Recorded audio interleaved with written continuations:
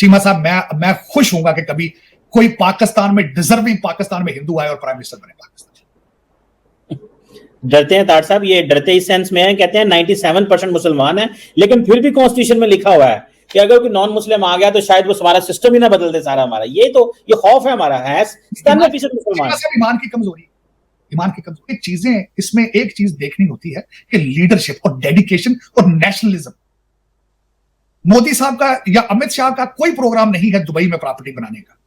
Doctor Jaishankar साहब जो हैं, उनका कोई इंटरेस्ट नहीं है कि कनाडा में मेरे बच्चे पीआर ले लें, पब्लिक परमानेंट रेजिडेंसी। उनका कोई टारगेट नहीं है कि आईएमएफ का पैसा हमने लेकर तो लंदन में कितनी प्रॉपर्टी बनानी, ये उनका टारगेट नहीं है। लेकिन तार साहब 10 साल में पिछले नरेंद्र मोदी की जो हुकूमत है, इतनी मजबूत पॉलिटिकल स्टेबिलिटी है कि इंडिया की जो स्टॉक मार्केट है वो 5 ट्रिलियन के लैंडमार्क पे पहुंच गई है तार साहब। इट मींस कि मैक्रो इकोनॉमिक स्टेबिलिटी भी इंडिया के अंदर मौजूद है, पॉलिटिकल स्टेबिलिटी भी मौजूद है, और इससे ये भी अंदाजा हो रहा है कि नरेंद्र मोदी इलेक्शंस भी जीत रहे हैं, क्योंकि अगर अनसर्टन सिचुएशन हो तो मार्केट्स फ्लक्चुएट करती हैं। आप खुद तार साहब बड़े मजबूत बिजनेसमैन, अमेरिका में इतना बड़ा बिजनेस करते हैं। तार साहब एक तरफ तो ये मसला है, दूसरी तरफ तार साहब वो कतरियों ने हमसे पैसे मांग लिए हैं। वो कतर के फॉर्मर प्राइम मिनिस्टर रह चुके हैं शेख हम्माद बिन जासम बिन जबर अल थानी, उन्होंने कहा हमारा $450 मिलियन दें आपने। वो हमारे जिस कंपनी में हमने इन्वेस्ट किया था उसमें 800 मिलियन की इनकम हो चुकी है और आपने अभी तक पैसे नहीं भेजे। तार साहब ये इसको आप कैसे देखते हैं कि एक तरफ हमसे, और शायद इससे लग ये रहा है कि वो सऊदीज को अलर्ट कर रहे हैं कि आप वहां पे इन्वेस्टमेंट तो कर रहे हैं लेकिन बी केयरफुल, ये पैसे वापस नहीं करते। तार साहब कैसे देखते हैं इस फाइनेंशियल सिचुएशन को? चीमा साहब, सबसे पहले मोदी साहब को डिस्कस करते हैं। मोदी साहब की सियासत को देखा जाए तो वो उन्होंने एयर टाइट सियासत करते हैं। एयर टाइट से मुराद है कि चांस कहीं से नहीं लेते। और दूसरा जो मैंने बिलखसूस ये देखा है कि जिस तरीके से मोदी साहब का, जब अगर आप पोर्टफोलियो स्टडी करते हैं, जिस तरीके से उनकी डेडिकेशन और उनकी जिस तरीके से ही started as a political worker, और जो मैं बिलखसूस से खासकर बात करता हूं कि मोदी साहब अपने जब लोग सियासतदान जब जीत जाते हैं तो वो एक रिलैक्स मूड में चले जाते हैं, फिर गलतियां भी करते हैं, फिर बदले भी लेते हैं, बदले की सियासत भी करते हैं, फिर चांसेस लेते हैं, टीम मेंबर्स अपने, उनके वजीर जो है उनको खुली छुट्टियां मिल जाती हैं, करप्शन में बात। मोदी साहब अपने इलेक्शन कैंपेन मोड से बाहर ही नहीं आते। अब ये देखें, अगर रिसेंट इलेक्शन को अगर देखा जाए, इस इलेक्शन मोदी साहब के इंटरनेशनल दौरों से चीज शुरू होती है, फिर चंद्रयान की बातें फिर होती है, फिर उसके बाद सूरज के ऊपर जो चीजें, फिर जिस तरीके से टीम बिल्डिंग प्रोसेस में और जिस हर एक दुनिया के अंदर जो इश्यूज आते हैं, सोच सोच के कदम उठाए जाते हैं। देखें, उन्होंने 7 अक्टूबर को उन्होंने हमास को कंडेम किया, फिर उसके बाद सिचुएशन चेंज हुई है तो उन्होंने अपना सपोर्ट चेंज करके वो फलस्तीनियों के साथ चले गए। किस तरीके से अभी रिसेंट अगर देखा जाए, इस इलेक्शन से पहले, बल्कि रशिया से तो आवाजें भी आई हैं चीमा साहब कि भारतीय इलेक्शन के अंदर अमेरिका जो है वो मैडलिंग कर रहा है, लेकिन बड़ा सेंसिटिव मैटर था, लेकिन किस खूबसूरती से हैंडल किया गया है। पैनिक नहीं हुए। देखिए ना, पैनिक हो जाते ना, पैनिक होके कोई ऐसा बयान दे देते, जयशंकर साहब भी बयान ऐसा दे देते, अमित शाह साहब ऐसा बयान दे देते, मोदी साहब ऐसा बयान दे जाते जो डीरेल हो जाते, इलेक्शन पे इंपैक्ट आ जाता। इलेक्शन के दौरान 2-4 स्टेप लिए गए हैं, मैं हैरान हूं कि वो भी उनके हक में जा रहे हैं। जिस तरह आप देख लें, दिल्ली के चीफ मिनिस्टर साहब हैं जेल में, केजरीवाल साहब, लेकिन कोई असर नहीं पड़ा। उसके बाद आप देखें कि इस इलेक्शन के दौरान ही आज ईरान का ये हादसा हो रहा है। इलेक्शन के दौरान इलेक्शन तो हो रहा है। फिर उसके बाद मैंने देखा है जिस तरीके से आज हम बात कर रहे हैं स्टॉक मार्केट की, आज से हफ्ता पहले थोड़ा सा फ्लक्चुएशन हुई है, लेकिन 2 लोगों ने फौरन उसको कवर करने की कोशिश की है। अमित शाह साहब ने भी स्टेटमेंट दी थी, डॉक्टर जयशंकर साहब ने भी उसको एड्रेस किया था, इसी फ्लक्चुएशन। तो चीमा साहब, इसी इलेक्शन के दौरान श्रीलंका वाले भाग के चाइना गए हैं, चाइना ने बंदरगाह की एक्सपेंशन की है, लेकिन इसी इलेक्शन पे उन्होंने फौरन जाके ईरान के साथ डील बना दी अपनी फौरन। इसी इलेक्शन से फौरन पहले आपने देखा होगा कि अमेरिका के साथ तनाव आया रिलेशनशिप में, जयशंकर साहब फौरन रशिया पहुंच गए। तो ये देखें, ये चीजें, इसमें एक चीज देखनी होती है कि लीडरशिप और डेडिकेशन और नेशनलिज्म। मोदी साहब का या अमित शाह का कोई प्रोग्राम नहीं है दुबई में प्रॉपर्टी बनाने का। डॉक्टर जयशंकर साहब जो हैं, उनका कोई इंटरेस्ट नहीं है कि कनाडा में मेरे बच्चे पीआर ले लें, पब्लिक परमानेंट रेजिडेंसी। उनका कोई टारगेट नहीं है कि आईएमएफ का पैसा हमने लेकर तो लंदन में कितनी प्रॉपर्टी बनानी, ये उनका टारगेट नहीं। तो ये सोच, इस माइंडसेट है, इस माइंडसेट। और इसमें सबसे बड़ा जो एक वैल्यूएबल चीज है भारत के अंदर इस वक्त, वो उनका नेशनलिज्म। और उस नेशनलिज्म के पीछे वो भी चीज आना चाहिए उनके अंदर, नेशनलिज्म जरूरत थी उसकी। वजह क्या है? आपने कभी देखा कि कितने फॉरेन इन्वेडर्स ने क्या कुछ नहीं किया भारत के अंदर, कितने जुल्म नहीं किए उन्होंने। मेरा मकसद है कि हमारे जो पठान थे उन्होंने तो बारियां बना ली थी ना दिल्ली को लूटने को। दिल्ली तो लूटना वो इस तरह ही था जिस तरह मेरा मकसद है कि वो शॉपिंग सेंटर लूट के उन्होंने जाना। मैं हिस्ट्री जब पढ़ता हूं शर्म से मेरे शर्म आती है मुझे कि एक दफा तो लूटने वाले वो जो आए उन्होंने किसी घर में खच्चर गदा नहीं छोड़ा था जिसके ऊपर माल लाद के उन्होंने वापस लेके जाना। अफसोस के साथ कहता हूं यहां की औरतों को भी लूट जाके अफगानिस्तान के अंदर बाजार लगते थे। बल्कि मैं कल हिस्ट्री में पढ़ रहा था कि मर्दों को एज ए स्लेव ले जाके हिंदुस्तानी मर्दों को बेचा जाता था अफगानिस्तान यहां तक। तो अब आपका क्या ख्याल है, ये जरूरत नहीं थी कि यहां पे लोकल लोगों की गवर्नमेंट आती? आप तो अभी भी कानून नहीं है। आपको तो बनाए आपके तो कॉलोनियल मालिक हैं जिन्होंने जिनके एजेंट थे जिन्होंने पाकिस्तान बनाया। अगर मुझे आप 10 मिनट दें मैं जिसपे मैं बल्कि रिसेंट पढ़ रहा था, आपको तो बनाने वाले फ्यूडल लॉर्ड थे, लैंड रिफॉर्म के खिलाफ इकट्ठे हो गए थे वो, आपको उन्होंने मुस्लिम लीग बना ली थी। आपके तो बुनियादों के अंदर ही जो है ठीक, आपकी तो विल ठीक, एक प्रोजेक्ट को जब बनाने के लिए आपकी विल ही ठीक ना हो तो उस एक दरख्त को जब लगाते हैं बुरी नीयत से लगाएं तो उस पर फल लगता है, फिर वो फल किस तरह लगेगा? आप 1947 से शुरू हुआ, आप देखें आपकी इंटेंशन ही ठीक नहीं थी। आप आज की असेंबली के अंदर आपके कौन लोग बैठे हैं? मैं बता देता हूं जी, ब्रिटिश एजेंटों के पोते दोते बैठे हैं, पीरों मुरीदों के पोते दोते बैठे हैं। और या फिर आज भी आपको अगर पाकिस्तान में सियासत करनी है तो आपको मुर्शद बनना जरूरी है। क्यों? क्या बात है? क्या वजह है कि आपको इस्लाम ही बेचना है? और मजे की बात, ठीक है इस्लाम बेचें आप, मोदी साहब हिंदुइज्म बेच रहे हैं, ठीक, आप कहते हैं हिंदुत्व का कॉन्सेप्ट है, ठीक, उनके अपने बच्चे लंदन तो नहीं पढ़ रहे हैं, ठीक, मंदिर बना रहे हैं, जा रहे हैं, अपना प्रचार कर रहे हैं वो, लेकिन उनकी औलादें जो है वो कनाडा पीआर में तो नहीं बैठी ना, डबल स्टैंडर्ड तो नहीं है। आपका हर बंदा जो इस्लाम यहां बेच रहा है उसके अपने बच्चे लंदन आर्टिफिशियल इंटेलिजेंस पढ़ रहे हैं। मतलब दर हकीकत जब तक आप इस लेवल, या तो आप मुसलमान अच्छे बनना है तो अच्छे मुसलमान बने। मैं नहीं कह रहा हूं कि आप इस्लाम प्रैक्टिस ना करें, मैं तो बल्कि इस चीज की प्रचार हमेशा करता हूं कि अगर आप हिंदू हैं तो अच्छे हिंदू बने, आप अच्छे सिख हैं तो अच्छे सिख बने, आप अच्छे मुसलमान हैं तो अच्छे मुसलमान बने। चीमा साहब, आपने जिस तरीके से चाइना को लूटा है, सऊदी देख नहीं रहे, आपने पिज़्ज़े बनाए, आपने क्या नहीं किया। ग्वादर के ऊपर सिर्फ 17 शिप आए, 17 शिप्स आए 2023। और सबसे बड़ी बात है जो आर्टिकल मैं आज पढ़ रहा था कि आपके जितने बिजली के प्रोजेक्ट किए हैं चाइना में सब खसारे में जा रहे हैं। क्यों आएगा इस माहौल में वहां पे कोई? क्यों आएगा भाई? चीमा साहब, दर हकीकत फाउंडेशन भी गलत। फाउंडेशन जब मेरे साथ कोई डिबेट करे इस चीज पे जो मैं बात करता हूं कि 1947 में आप मुस्लिम लीग आप क्यों बनी थी? मुस्लिम लीग क्यों बनाई गई? Congress was not a religious party to begin with. मैं मानता हूं कई चीजें उसमें उस वक्त पाकिस्तान, लेकिन हम माइनॉरिटी में थे, हम माइनॉरिटी में थे। आप कहते थे कि हम मेजॉरिटी के ऊपर रूल करें, किस तरह रूल कर सकेंगे? आप अपने पोर्शन के हिसाब से आपने उस पर रूल लेना था। और दूसरा ये बात, उस रीजन के मुसलमान ये क्यों भूल जाते हैं कि आपके फिरके के लोगों, आपके मजहब के लोगों ने यहां बहुत ज्यादा जुल्म सितम किया इस रीजन में। How can you justify the hatred of Hindus जो मुगलों ने यहां नहीं किया? औरंगजेब जो कुछ सिखों के साथ करता रहा, how would you justify that? कि नफरत करी, नफरत कर दी, नफरत। मैं खुद कहता हूं कि नफरत से दरवाजे बंद हो जाते हैं, लेकिन यहां क्या कुछ नहीं किया गया? कितने मंदिर तोड़ के मस्जिदें मुगलों ने नहीं बनाई? जस्टिफाई करें इसको। मजाकन एज ए पॉलिटिकल करेक्टनेस बात करना, तनकीद बनाए तनकीद करना, मेरे खिलाफ पीछे पड़ जाना, किसी के खिलाफ पड़े, क्या फर्क पड़ता है चीमा साहब? लेकिन हकीकत, fact is a fact, historical आप उनके जूतों में पांव डालकर देखें चीमा साहब, चीखें निकल जाती जो कुछ यहां मुगल करते रहे। बारियां बना के आते थे, आपस में एक दूसरे के भाइयों को मर्डर करते थे, अपने बापों को मर्डर करते थे। 300 औरतें हरम में होती थी, सारे शराब पीते थे।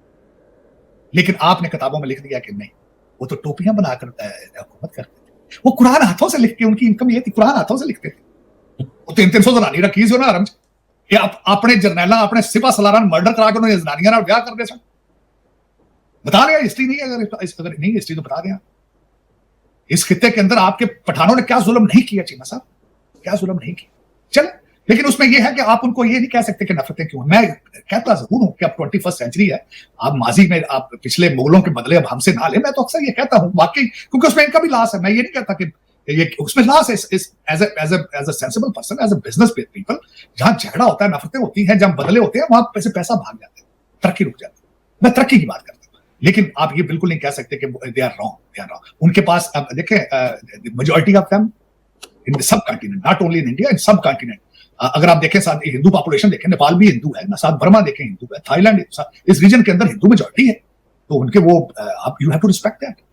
लेकिन जब आपके बड़े विलाज और बड़े महल जो बने हैं, वो जब रशिया अफगानिस्तान में आया तब बनाया। फिर आपने बहुत बड़े बड़े विलाज और शॉपिंग सेंटर आपने लेने शुरू कर दिए वेस्ट में, दुबई में। और अभी तक आप उसके कश पड़ रहे हैं। ये मेरे साथ कोई डिबेट कर ले, terrorism was your product to sell, आप बेचते रहे हैं और बहुत पैसा बनाया। वेस्ट डरता रहा है आपसे, आप उसको पैसे बनाते रहे। आपने उसके बाद बड़ी ऑर्गेनाइजेशन वहां पे बनाई जिनको बेचा आपने बड़े खूबसूरती के साथ, लश्कर तैयबा है, फलाना लश्कर है, फलाना अभी भी।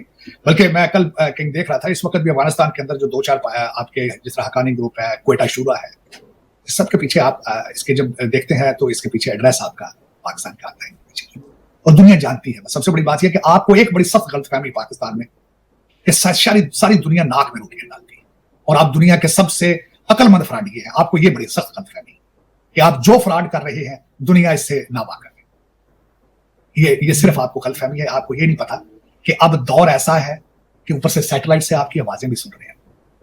यहां पे मुझे अभी याद है कि रोनाल्ड रेगन ने एक दफा स्टेटमेंट दी थी। उन्होंने कहा था आई हैव अ कैपेसिटी कि मैं टोक्यो के अंदर सड़क पे जाती एक सड़क की नंबर प्लेट पढ़ सकता हूं, व्हाइट हाउस में बैठे। ये रोनाल्ड रेगन ने कहा था। हाँ, आज भी चीजें हो रही हैं, इंटेलिजेंस एजेंसियां आपकी रिपोर्टिंग कर रही हैं, बना रही हैं। और आपको दूसरा ये जो वहम है कि जितने एम्बेसडर है यहाँ पे सारे पकौड़े तल रहे हैं, वो पकौड़े नहीं तलते, वो साइफर भेज रहे हैं अपने। आपकी अखबारें हर एम्बेसी वाला ट्रांसलेट करता है रोजाना, अपोजिशन के लीडर्स को मिलते हैं जाके, वहां से उनकी फीलिंग्स आती है। वो सारा जुल्म देखें, जुल्म इस मुल्क के जितने ज्यादा फ्रॉडी है, आपके जितने बड़े लूटर्स हैं, सारे एमबीबीएस वो तो सीएसएस कर लेते हैं। मैं पूछे भी तू क्यों सीएसएस कीता है? मैं गारंटी कर देना जो कोई भी ये नहीं कहेगा जी मैं सीएसएस करके ते मैं पोस्ट ऑफिस जॉब करनी, पब्लिक सर्विस करनी नहीं, लुट पानी के अंदर डीएम जी जाना, अदानी पुलिस ग्रुप जी जाना है, पुलिस फ्रॉड डाकू। Cheema sahab, DNA is telling what we are. Pakistan जो है इस वक्त वो 23 करोड़ लोगों के डीएनए की एक तस्वीर है। दुख के साथ चीमा साहब, मैं हिस्ट्री का बहुत बड़ा फैन हूं, बहुत बड़ा। मैं डिटेल से पढ़ने की, हमेशा बार मुख्तलिफ एंगल से हिस्ट्री को पढ़ने की कोशिश करता हूं। आज भी दावे के साथ कहता हूं मैं गांधी का बहुत बड़ा फैन। गांधी जैसा लीडर आज तक सब कॉन्टिनेंट में पैदा नहीं हुआ। उसकी मरने की वजह भी पाकिस्तान से मोहब्बत थी। उसकी 55 करोड़ रुपया रोका गया था, उस बंदे ने भूख हड़ताल शुरू कर दी थी, इसको पैसे दो तो पाकिस्तान को, तो मैं मुसलसल कहता रहा कि मैं रहूंगा तो पाकिस्तान में रहूंगा। मैंने कल भी कहा था लाइव ट्रांसमिशन में, चीमा साहब मैं खुश हूंगा कि कभी कोई पाकिस्तान में डिजर्विंग पाकिस्तान में हिंदू आए और प्राइम मिनिस्टर बने पाकिस्तान। डरते हैं तार साहब, ये डरते इस सेंस में है, कहते हैं 97% मुसलमान है, लेकिन फिर भी कॉन्स्टिट्यूशन में लिखा हुआ है कि अगर कोई नॉन मुस्लिम आ गया तो शायद वो हमारा सिस्टम ही ना बदल दे सारा हमारा। ये खौफ है हमारा है 97% मुसलमान। ईमान की कमजोरी। आप मुझे ये बताएं चीमा साहब, किसी गुरुद्वारे में, किसी मंदिर में, किसी चर्च में जाने से आपके ईमान में कमजोरी आ सकती है? मैं जाता हूं, मेरे ईमान में कोई कमजोरी नहीं है, मेरे ईमान को बिल्कुल डेफिनेटली। मेरे कई दोस्त जा रहे होते हैं मंदिर में, उनको कहता हूं मेरे लिए दुआ करें। गुरुद्वारा साहब जैसी मेरा भाई है रोजाना, मैं हर संडे को मैं बाबा जी के कमरे जाकर मेरे वास्ते अरदास करें। दुआ की कोई शक्ल नहीं होती चीमा साहब। मैं तो सारा दिन नेकियां करता हूं गोरों कालों के साथ, दुआ की चीमा साहब किसी को कहना गुड मॉर्निंग, ये भी दुआ है, हंस के कहना। किसी का दरवाजा खोलना, किसी की ग्रोसरी उसकी डिग्गी में रखना भी इबादत है किसी बुजुर्ग की। लेकिन सोच ही नहीं कितने जाना सरकार, तुम भाभी शिया अड़ गए, सुन्नी अड़ गए।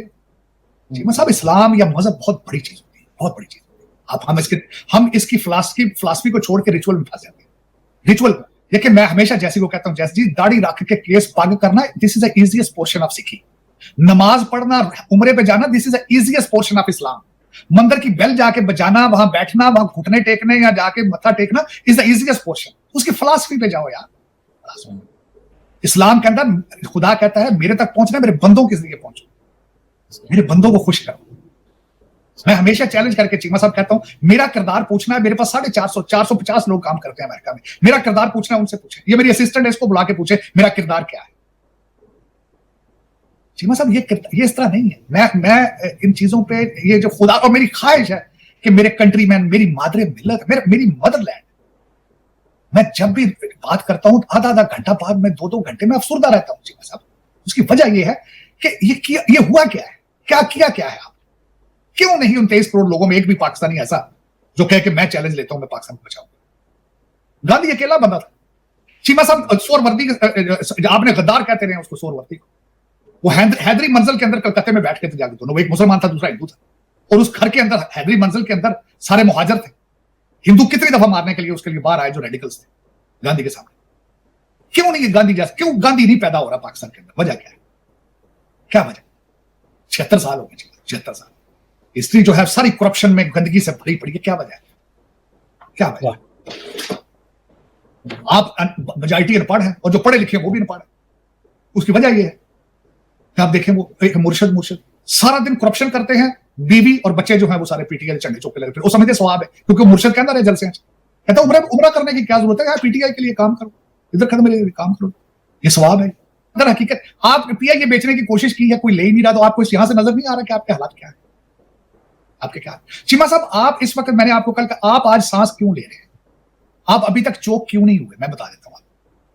अमेरिका के रिलेशनशिप भारत से ठीक नहीं है, सबसे बड़ी वजह है आप और वो आपको थोड़ी ना टेलर दे रहे हैं, डोर दे रहे हैं, थोड़ी आईएमएफ के आगे पीछे डोर दे रहे हैं, सिर्फ इस वजह से इंडिया के साथ उनके रिलेशनशिप जो है वो आइडियल नहीं है। खराब मैं नहीं कहूंगा, आइडियल नहीं। अगर रिलेशनशिप पिछले पूरे जिस तरीके से मोदी साहब आए थे अमेरिका में और जो आइडियल रिलेशनशिप चल रहे थे उनके, अगर वो होते, आपकी अभी तक चीखें आपने अभी तक सीपैक बनाना शुरू कर दिया, आपने अभी तक चाइना को बैंक ऑफ चाइना की हर ब्रांच खोल देनी थी। हो सकता है आप अभी तक चाइनीज जबान में बात कर रहे होते, चीमा साहब, क्या पता।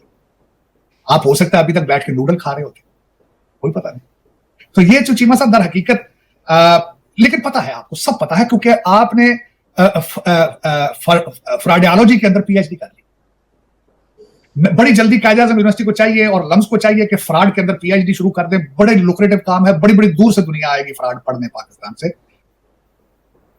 चलें चीमा साहब, ये तो एक ऐसी ट्रेजेडी है कि जिसका there is no relief in sight, matter of fact.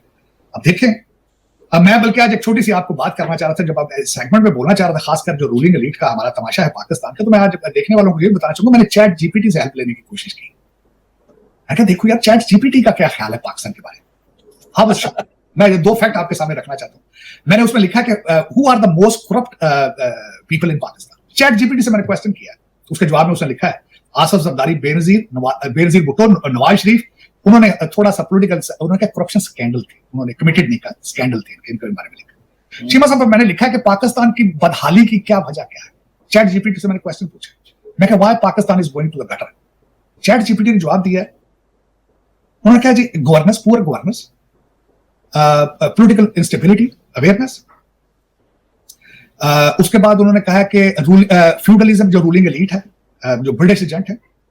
कल जो सबसे ज्यादा मैं हैरान हो गया, उन्होंने कहा कि कल्चर और सोशल नॉर्म में करप्शन शामिल हो चुकी है, जो मैं हमेशा कहता हूं आपको, डीएनए में चीजें चली गई, बोन मैरो में जा चुकी करप्शन। फिर उन्होंने कहा जी कि अदालती पस्ती, अदालत विकदियां पियां, तनख्वाह कम ने, एजुकेशन, लैक ऑफ एजुकेशन। ये चैट जीपीटी ने कह दिया कि पाकिस्तान की बदकिस्मती ये है। तो दोस्तों, जैसे कि आपने क्लिप में देखा भाई, ठीक है, भारत को टेक्नोलॉजी में मतलब कि भाई जो आपने मतलब कि क्लिप में देखा, शायद मतलब कि बता रहे हैं कि भाई मोदी को हराना मतलब कि नामुमकिन है भाई, ठीक है। तो भाई तो मतलब कि ये बात तो अमेरिका भी जान चुका है कि भाई मोदी को हराना बिल्कुल नामुमकिन है। जिस तरीके से मतलब भाई अमेरिका ने टैरिफ्स लगाए थे ना भाई भारत के ऊपर, तो भाई सोच रहा था कि भाई भारत तो झुक जाएगा, लेकिन भाई भारत झुका नहीं, ठीक है। भारत ने टिट ऑफ टैट मतलब के लिए मतलब कि नीति अपनाई है, ठीक है, टिट फॉर टैट वाली नीति, ठीक है। ये मतलब कि ईंट का जवाब पत्थर से देने की, ठीक है। तो कोई भी चीज़ करता रहे अमेरिका, मतलब कि भाई साहब, जो मतलब कि अमेरिका सोचता है कि भाई साहब पूरी दुनिया को मैं दबा लूँगा, ठीक है, अपने काम निकलवा लूँगा, तो भाई ये अमेरिका बहुत गलतफहमी में है, ठीक है।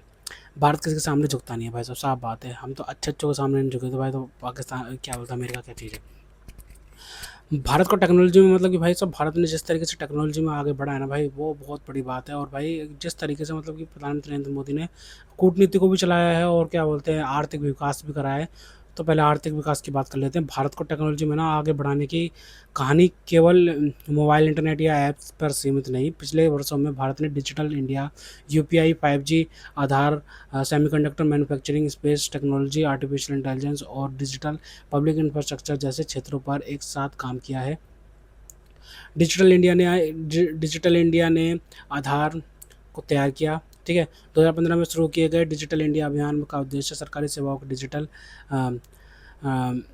डिजिटल बनाना, इंटरनेट कनेक्टिविटी बढ़ाना और नागरिकों को तकनीक से जोड़ना था। इससे सरकारी सेवाएँ, बैंकिंग दस्तावेज़ और भुगतान को ऑनलाइन करने की दिशा में बड़ा बदलाव आया, ठीक है। सबसे बड़ा महत्वपूर्ण बात ये है कि भाई भारत ने डिजिटल व्यवस्था को केवल बड़े शहरों तक सीमित रखने के बजाय गाँव और छोटे शहरों तक पहुँचाने पर जोर भी दिया, ठीक है। यूपीआई ने डिजिटल पेमेंट को बदल दिया। भारत की तकनीकी सफलता का सबसे बड़ा उदाहरण यूपीआई है। आज मोबाइल से कुछ सेकंड में बैंक खाते से दूसरे खाते में पैसे भेजना संभव है। यूपीआई की खासियत यह है कि भाई छोटे दुकानदार से लेकर बड़े व्यवसाय तक इसका इस्तेमाल कर सकते हैं। इससे भारत ने डिजिटल भुगतान के क्षेत्र में एक ऐसा मॉडल बनाया है जिससे दुनिया के कई देश समझने और अपनाने की रुचि रखते हैं। आधार और डिजिटल पब्लिक इंफ्रास्ट्रक्चर, भारत ने पहचान, बैंकिंग और मोबाइल कनेक्टिविटी को एक बड़े डिजिटल ढांचे से जोड़ने की कोशिश की है। इस व्यवस्था ने सरकारी योजनाओं में सीधे लाभ पहुंचाने वाले डिजिटल सेवाओं को बड़े पैमाने पर उपलब्ध कराने में मदद की है, ठीक है। इसे व्यापक रूप से इंडिया स्टैक और डिजिटल पब्लिक इंफ्रास्ट्रक्चर के विकास से भी जोड़ा जा सकता है, ठीक है। 5G और तेज़ इंटरनेट, भारत ने 5G इंटरनेट को तेज़ी से फैलाने पर जोर दिया। तेज़ इंटरनेट केवल वीडियो देखने या सोशल मीडिया के लिए महत्वपूर्ण नहीं, बल्कि इसके ज़रिए smart manufacturing, telemedicine, cloud computing, online education, autonomous systems और इंटरनेट ऑफ थिंग्स जैसी तकनीकों के लिए आधार तैयार होता है। भारत लंबे समय से इलेक्ट्रॉनिक्स और सेमीकंडक्टर कंपोनेंट्स के लिए दूसरे देशों पर काफ़ी निर्भर था। अब सरकार ने सेमीकंडक्टर फैब्रिकेशन, चिप डिज़ाइन और इलेक्ट्रॉनिक्स मैन्युफैक्चरिंग को भारत में बढ़ाने के लिए इनिशिएटिव और इंडस्ट्रियल पॉलिसीज़ पर जोर दिया है, ठीक है। इसका लक्ष्य केवल भारत में मोबाइल असेंबल करना नहीं, बल्कि धीरे धीरे पूरी इलेक्ट्रॉनिक्स और सेमीकंडक्टर सप्लाई चेन को मजबूत करना है। स्पेस टेक्नोलॉजी में बड़ी छलांग, भारत की तकनीकी प्रगति का एक महत्वपूर्ण हिस्सा इसरो और निजी स्पेस कंपनीज का बढ़ता इकोसिस्टम है। Chandrayaan mission, Mangalyaan, navigation satellites और कमर्शियल सैटेलाइट लॉन्चेस ने भारत की स्पेस कैपेबिलिटीज़ को अंतर्राष्ट्रीय स्तर पर मजबूत किया है। अब भारत में प्राइवेट कंपनीज को भी स्पेस सेक्टर में अधिक अवसर दिए जा रहे हैं, जिससे इनोवेशन और कंपटीशन बढ़ सकता है, ठीक है। आर्टिफिशियल इंटेलिजेंस पर जोर है भाई। अब अगली बड़ी technology race internet artificial intelligence की है। Bharat AI infrastructure, research, startups और स्किल्ड वर्कफोर्स को मजबूत करने की दिशा में काम कर रहा है। इसका उद्देश्य एआई को health care, agriculture, education, governance और इंडस्ट्री जैसे क्षेत्र में इस्तेमाल करना है। भारत के पास एक बड़ा एडवांटेज यह है कि यहाँ टेक्नोलॉजी और इंजीनियरिंग टैलेंट का विशाल पूल मौजूद है। स्टार्टअप इकोसिस्टम, भारत में टेक्नोलॉजी स्टार्टअप्स की संख्या में स्केल में काफ़ी वृद्धि हुई है। Fintech, e commerce, edtech, logistics, health tech, SaaS और एआई जैसे क्षेत्रों में भारतीय स्टार्टअप्स ने बड़े स्तर पर इनोवेशन किया है। यूपीआई और इंडिया स्टैक जैसी पब्लिक इंफ्रास्ट्रक्चर के रूप में प्राइवेट कंपनीज ने नए प्रोडक्ट्स और सर्विसेज बनाने, यानी सरकार ने इंफ्रास्ट्रक्चर बनाया है और स्टार्टअप्स ने उसके ऊपर इन्वेस्टमेंट किया है। टेक्नोलॉजी को आम आदमी तक पहुंचाना, भारत की टेक्नोलॉजी स्ट्रेटजी की एक महत्वपूर्ण विशेषता स्केल है। अगर कोई डिजिटल सेवा केवल लाखों लोगों तक पहुंचे तो उसका प्रभाव सीमित रहेगा। भारत ने ऐसी डिजिटल सिस्टम बनाने की कोशिश की है कि जिन्हें करोड़ों लोगों तक पहुंचाया जा सके। यही कारण है कि भारत में टेक्नोलॉजी का इस्तेमाल कर केवल कॉरपोरेट सेक्टर में ही नहीं, बल्कि छोटे दुकानदार, किसानों, विद्यार्थी, मजदूर और सामान्य परिवारों तक फैल रहा है, ठीक है। असली चुनौतियाँ भी बाकी है। हालांकि भारत की टेक्नोलॉजिकल प्रोग्रेस महत्वपूर्ण है, लेकिन ये कहना सही नहीं होगा कि भारत टेक्नोलॉजी में बहुत आगे निकल गया। भाई अभी भी चिप वो नहीं बना पाए हैं, जो कि मतलब कि वैसे जो फ़ोन की चिप्स वगैरह होती हैं, ठीक है, वो अभी मैन्युफैक्चरिंग तो हो रही है, लेकिन भाई साहब उस लेवल पे नहीं जा रही है, ठीक है भाई साहब। जब वो एप्पल वगैरह की चिप्स वगैरह, एप्पल कंपनीज वगैरह की और भी क्या बोलते हैं सॉफ्टवेयर वगैरह की, विंडोज़ की माइक्रोसॉफ्ट की जो चिप्स होती है ना, वो अगर भारत बनाना शुरू कर देगा तो भाई बहुत तेज़ी से आगे बढ़ जाएगा भारत। अभी भी advance semiconductor manufacturing, fundamental research और AI computing infrastructure, high end hardware, RD spending और कटिंग एज साइंटिफिक इनोवेशन में बहुत मजबूत होना है। इसलिए मोदी सरकार के दौर की टेक्नोलॉजिकल स्टोरी को इस तरह समझना बेहतर है। ठीक है भाई साहब। अब पहले भारत ने डिजिटल इंफ्रास्ट्रक्चर बनाया, फिर उसे करोड़ों लोगों तक पहुंचाया, फिर स्टार्टअप्स और प्राइवेट सेक्टर ने उसका इस्तेमाल किया, और अब भारत एडवांस टेक्नोलॉजी जैसे एआई, सेमीकंडक्टर्स और डीप टेक की ओर बढ़ रहा है। यानी भारत की सबसे बड़ी टेक्नोलॉजिकल ताकत केवल कोई एक इन्वेंशन नहीं है, बल्कि टेक्नोलॉजी को बहुत बड़े पॉपुलेशन स्केल पर लागू करने की क्षमता बनती जा रही है। ठीक है। खैर तो दोस्तों, अगर आपको हमारी ये वीडियो पसंद आए तो कम से कम व्हाट्सएप जरूर शेयर कीजिएगा, साथ साथ चैनल को सब्सक्राइब करके हमारा मनोबल जरूर बढ़ाएगा, ताकि हम आपके लिए ऐसे ही मनोरंजन वीडियोस बनाते रहें। तो गाइस, मिलते हैं आपसे अगली वीडियो में, तब तक के लिए जय हिंद।